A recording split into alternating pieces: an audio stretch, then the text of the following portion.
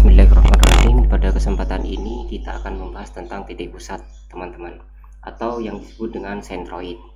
Oke, kita lanjut aja. Nah, di sini titik pusat bangun sederhana.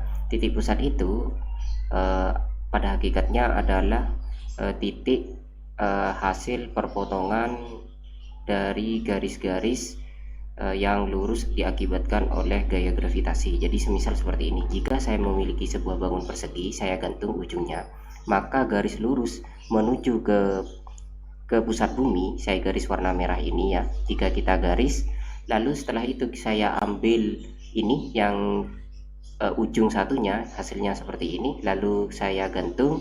Nah, terus ini saya tarik garis ke bawah ke pusat bumi. Ini merupakan ada garis gravitasi bumi ya, teman-teman. Nah, nanti apabila kedua garis ini kita gariskan, nah, maka titik potong ini yang ada di tengah ini ya, yang kita tengah ini merupakan adalah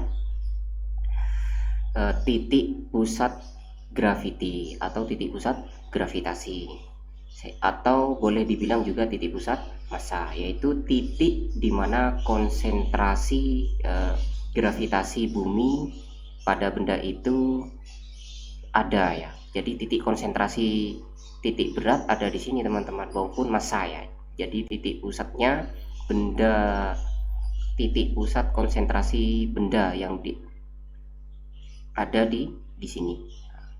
Tentu kalian kan di perkawalan juga ada yang namanya titik metacenter, titik gravity maupun buoyancy. Jadi di sini jika kita terapkan pada bangun sederhana, jadi semisalkan sama seperti yang dijelaskan tadi, kalau benda itu digantung pada beberapa posisi dan ditarik garis lurus ke pusat bumi, maka titik potongnya itulah titik pusat massa maupun titik pusat gravitasi. Jika kita hitung pada benda melintang, hasilnya seperti ini, teman-teman. Begitupun pada lingkarannya. Jadi titik pusatnya pada lingkaran itu ada pada titik pusat itu sendiri ya. Jadi konsentrasi massa dan berat ada di tengah ini. Nah, bagaimana apabila benda itu kita menggabungkan atau merupakan dari dua buah bangun sederhana? Ini cukup mudah, teman-teman, yaitu kita hitung berapa titik pusat pada masing-masing benda seperti ini ya. Yang X1 Y1 di sini, X2 Y2 ada di sini, lalu kita hitung luasnya, lalu kita menggunakan persamaan seperti ini, teman-teman. Ini untuk Y0 dan ini untuk X0. Jadi hasil perkalian antara massa atau luas dengan posisi titik pusat massa lalu dijumlahkan lalu dibagi dengan jumlah total massa seperti ini, teman-teman. Oke, kita coba latihan soal langsung. Jika ada bentuk bangun seperti huruf T seperti ini, teman-teman ya. Jadi kita pecah jadi dua. Yang pertama bangun hitam, yang kedua adalah bangun biru. Oke, seperti ini, teman-teman. Data dari benda hitam mudah bukan? Luasnya adalah di sini, dari sini 20, tingginya 60. Berarti luasnya 1200. Nah, titik pusatnya yaitu titik tengah-tengah. Ya, ini ya, ada di sini kan tengah-tengah kan, teman-teman ya. Titik pusat pada bangun persegi yang mana simetri. Jika bangunannya itu simetri, titik pusatnya adalah sama. Selain menggunakan metode digantung itu juga hasil perpotongan dari garis simetrinya, yaitu otomatis ada di tengah. Jadi kalau ini tingginya 60, maka pada sumbu Y tinggal dibagi dua saja, yaitu 60 bagi 2 hasilnya 30. Di sini lebarnya 20 ya, lebarnya 20, otomatis titik pusatnya ini ada di tengah di sini, berarti 10. Tapi cara menghitungnya bukan dari sini, teman-teman, tapi dari pusat koordinat. Jadi kalau dari sini ke sini ini 10, maka kalau dari titik pusat koordinat berarti dari sini 20, maka nambah ke sini 10, berarti di sini pada sumbu X adalah 30. Oke, kita coba yang pada bangun biru. Pada bangun biru di sini ya, teman-teman, luasnya 60 ke 80 20, lalu lebarnya dari sini 60, berarti 20 kali 60 sama dengan 1200. Oke, Y-nya bagaimana, teman-teman? Y-nya titik pusatnya ada di sini juga ya, seperti ini. Nah, titik pusat di sini kan ya, teman-teman. Tingginya dari 60 ke 80 itu 20, maka titik tengahnya 20 itu berarti 10. Bukan begitu, teman-teman? 10 ya.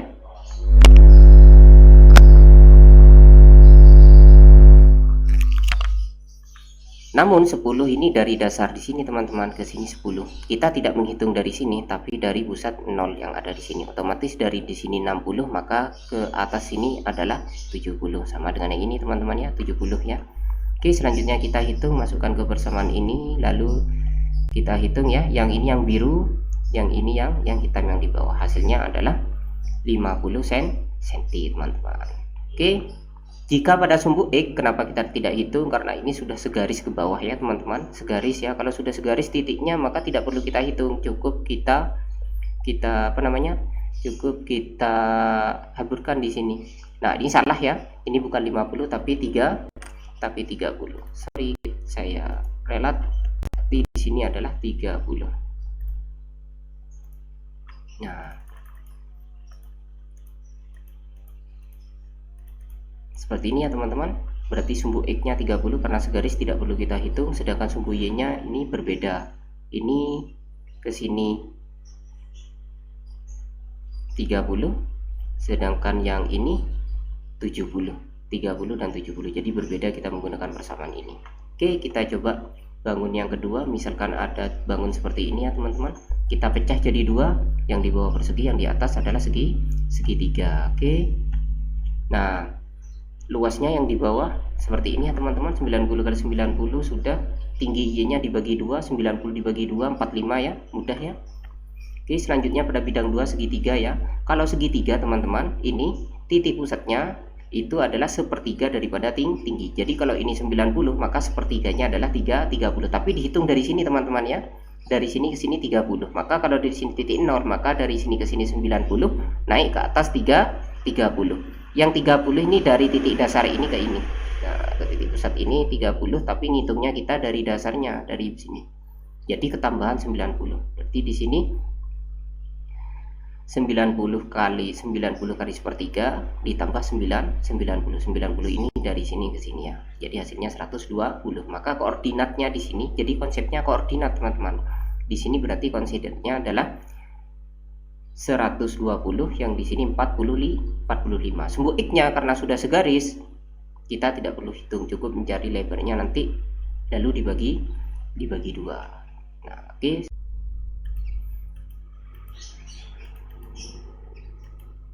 Oke, kita masukkan ke persamaan seperti ini ya teman-teman. Hasilnya ini menghasilkan di sini seperti ini ya teman-teman. 40-50. Maaf, 40-50 yang biru ini adalah yang atas segitiga. Jadi digabung masuk hasilnya ternyata adalah 70 cm. Jadi di sini 70 cm ada sekitar di sini ya teman-teman, titik pusat masanya segini. Oke, kita lanjutkan ke, jadi seperti ini. Kita lanjutkan ke momen inersia. Kita balik lagi ke pelajaran fisika terapan dan bab sebelumnya, yaitu momen inersia, ukuran kelembaban suatu benda untuk berotasi terhadap porosnya. Biasanya di persamaan seperti ini ya teman-teman. Namun di sini apabila karena tergantung dari bentuk, maka di sini ada faktor bentuk ya, koreksi bentuk di depannya. Jadi yang termudah itu adalah lingkaran atau bola seperti ini ya teman-teman.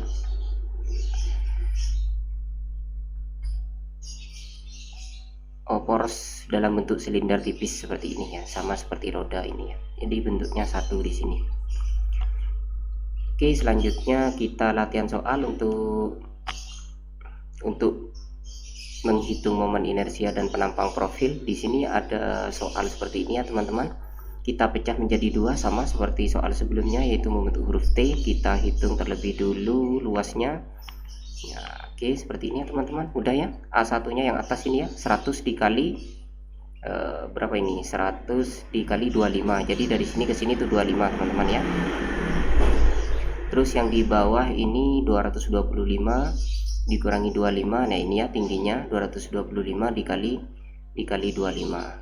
Nah ini 25 juga, di sini juga 25, hasilnya 5000. Jadi yang di bawah ini 5000 mm persegi, yang di atas ini 2500. Kita masukkan yang di atas momen inersianya 1/200 m², ya, untuk seperti ini.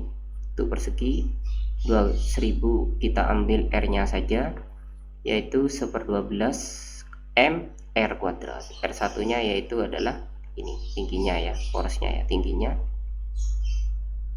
ini 200 sama.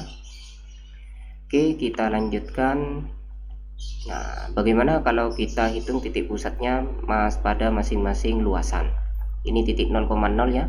Yang di sini ini kan tingginya 200. Ini tingginya 200 berarti kita potong tengah berarti 100. Sedangkan yang ini tingginya adalah 25. 25 kalau dibagi 2 itu 12,5. Namun kita potong ini di titik ini 200, maka naik ke atas 12,5, maka di sini koordinatnya yaitu sebesar 200 ditambah 12,5. Karena apa? Karena ditambah separuhnya tinggi ini. Tingginya kan 25 dibagi 12,5. Kalau dihitung dari dasar, dari 0, berarti 200 ditambah 12,5. Oke, kita lanjutkan. Hasilnya seperti ini ya teman-teman. Mudah bukan? Ini luas 1, 212,5. Ternyata titik pusatnya adalah 137,5. Oke, kita lanjutkan ke tahapan berikutnya. Nah, di sini ya teman-teman 137,5. Tahapan yang kedua yaitu kita menghitung berapa titik pusat massa pada masing-masing potongan ini ya, pada masing-masing bangun yang kita pecah jadi 2 terhadap titik pusat totalnya, Jadi di sini oke, kita coba pada bidang 1 yang ada di bawah ini ya teman, yang atas 2500 luasnya. Di sini tadi anunya 200 ini ya. 212,5 titik pusatnya yang ada di sini. Lalu berapa jaraknya ke titik pusat totalnya? Titik pusat totalnya kan 137,5. Berarti jaraknya 75 dari sini ke sini 1375. Sedangkan yang di bawah ini kan tingginya tadi 200. Berarti di sini 100 ke 137,5. Hasilnya adalah 37,5. Nah, lalu luasnya dikalikan dengan D kuadrat seperti ini ya. Ini luasnya tadi berapa? Luasnya itu 100 kan ya?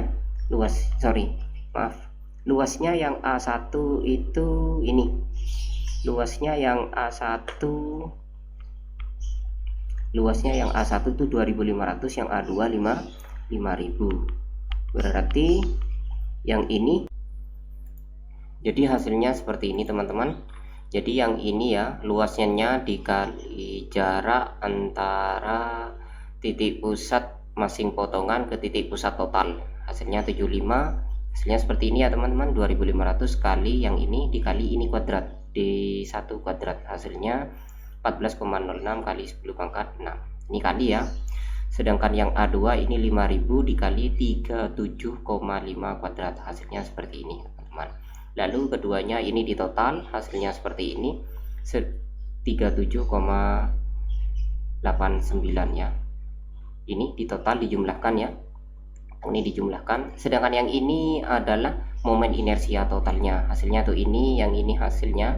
Lalu ini di total hasilnya adalah 37,89 kali 10 pangkat 6. Jika dirubah ke meter, hasilnya 37,89 kali 10 pangkat min 6 meter pangkat 4. Jadi ini merupakan profilnya ya teman-teman, profil dan momen inersianya.